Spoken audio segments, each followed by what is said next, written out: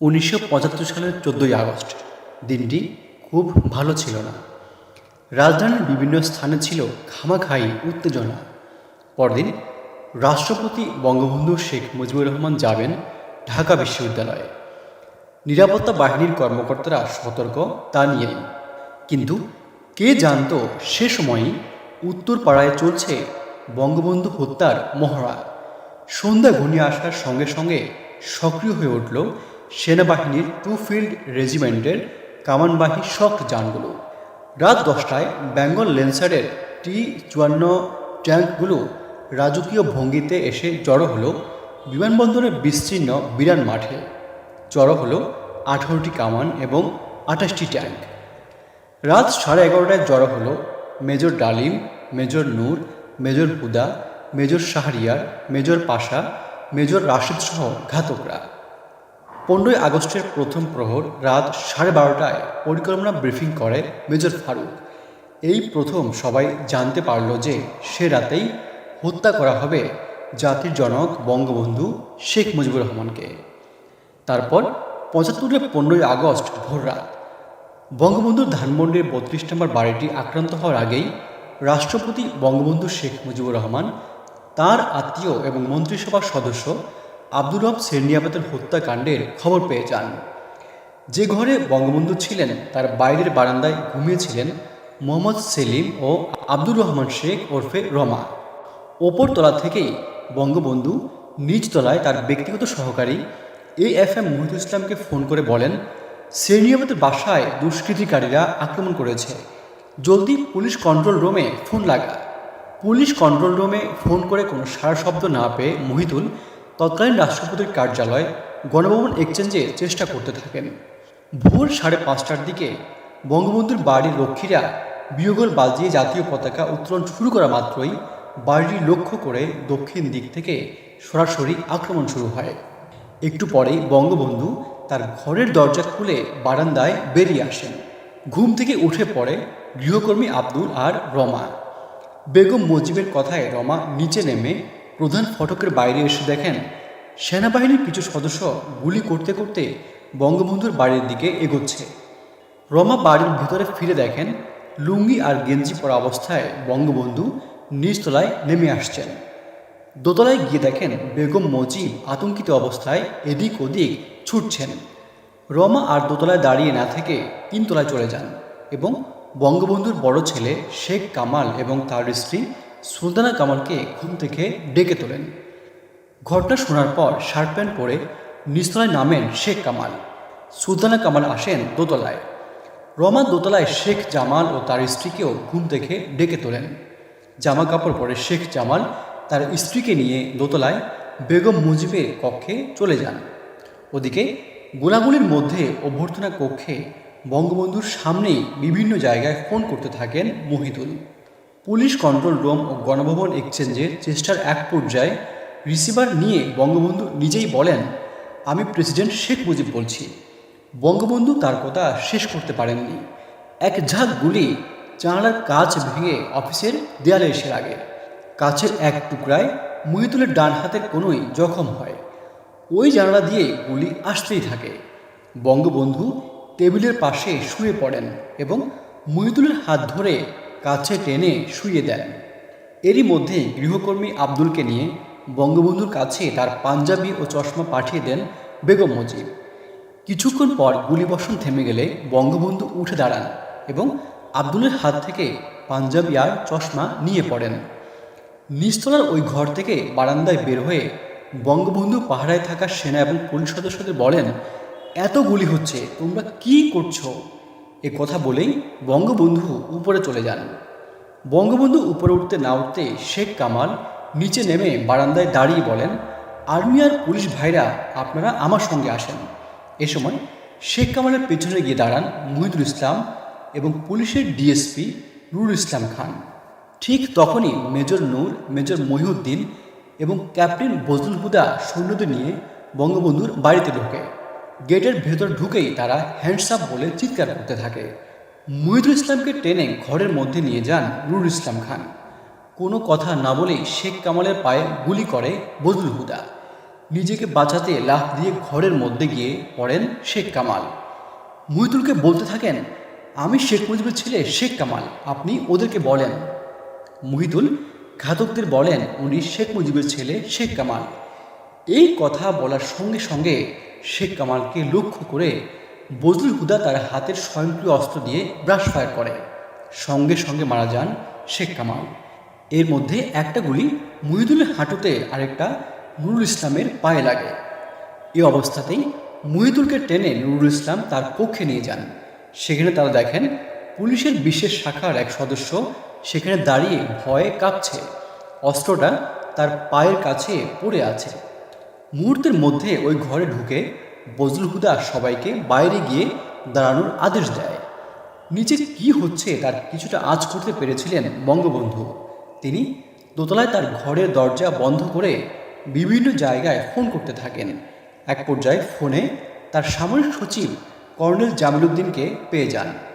তিনি তাকে বলেন, জামিল, তুমি তাড়াতাড়ি আসো, আর্মির লোকরা আমার বাসা অ্যাটাক করেছে, শফিউল্লাহকে ফোর্স পাঠাতে বলো। তৎকালীন সেনাপ্রধান জেনারেল শফিউল্লাহকে ফোন করেন বঙ্গবন্ধু।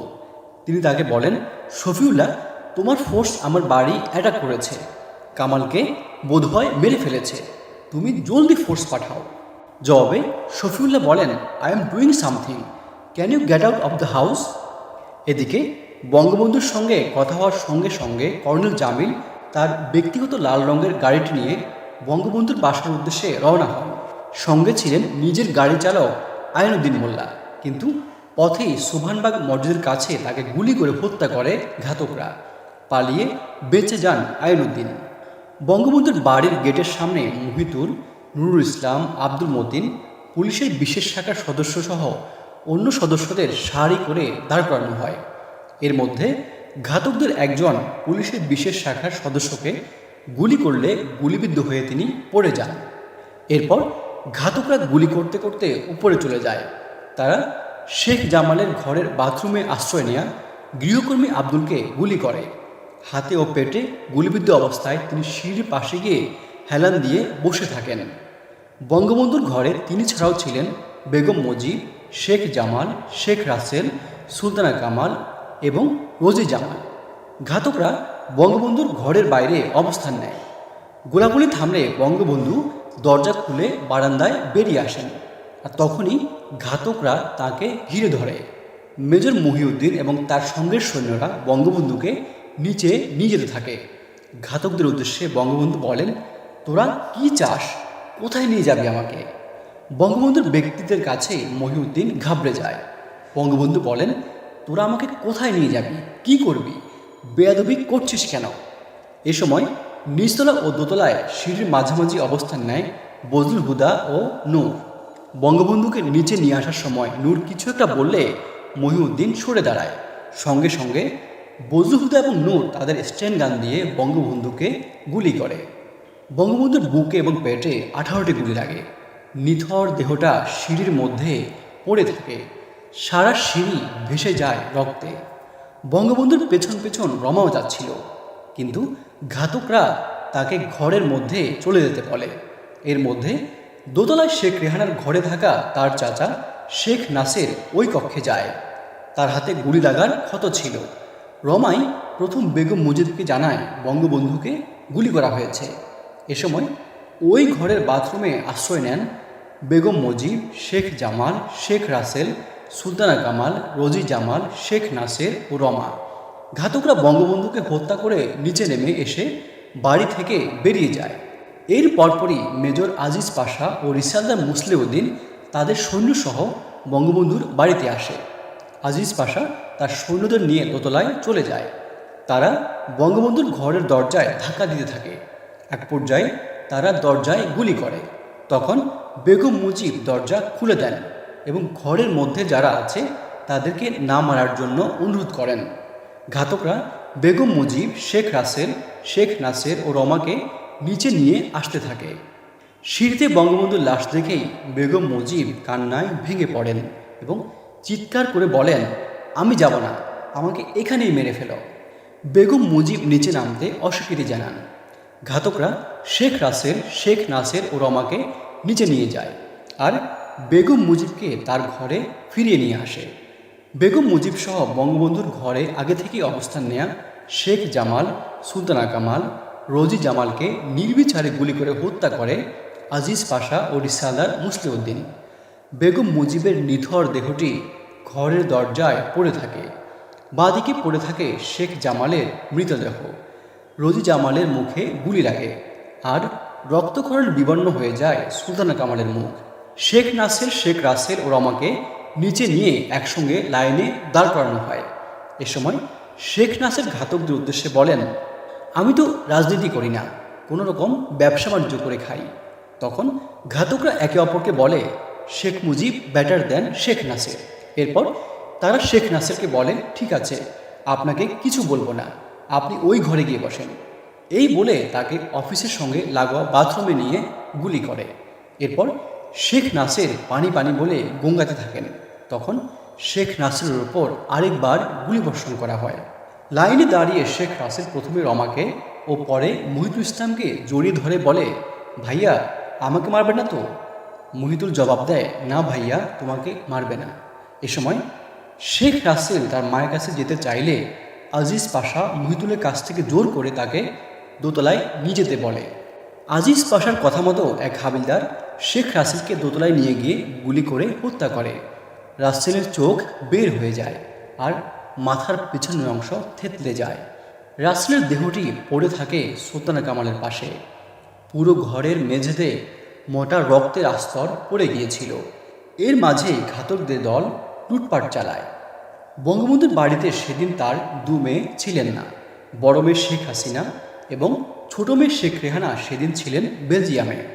শেখ হাসিনার স্বামী ডক্টর ওয়াজিদ মিয়া তখন জার্মানিতে ছিলেন। সেখানেই বোনের কাছে গিয়েছিলেন শেখ রেহানা। ৭৫-এর ১৫ই আগস্ট ধানমন্ডি ৩২ নম্বরে বঙ্গবন্ধুর বাড়িতে সেদিন কী ঘটেছিল এ নিয়ে সাজানো আজকের ভিডিওটি আমরা এইখানেই শেষ করছি। এ ধরনের ভিডিও আরও দেখার জন্য আমাদের এই চ্যানেলটি সাবস্ক্রাইব করার জন্য এবং ভিডিওটি শেয়ার দেওয়ার জন্য আপনাদের প্রতি বিশেষভাবে অনুরোধ করছি। আপনারা সবাই অনেক ভালো থাকবেন। ধন্যবাদ।